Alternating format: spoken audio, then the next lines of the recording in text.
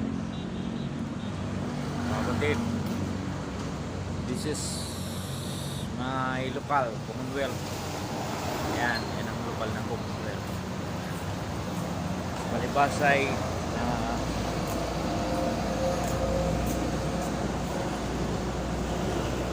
tawag ng tungkulin ay dahil pagod man ang kataong laman, sikap na makapagbantay kami sa kapilya pagkat wala po bantay. So, yan o. Habang kami nagbabantay sa kapilya, ay sinikap din namin na maglilinis sa aming garden. Yan po ang purok size namin. Lilinisin ko po yun ngayon mga kapatid. So, bungad kasi kami ang aming area dito sa lokal na Commonwealth, yung purok size. Yan, purok size. Bungad po yan.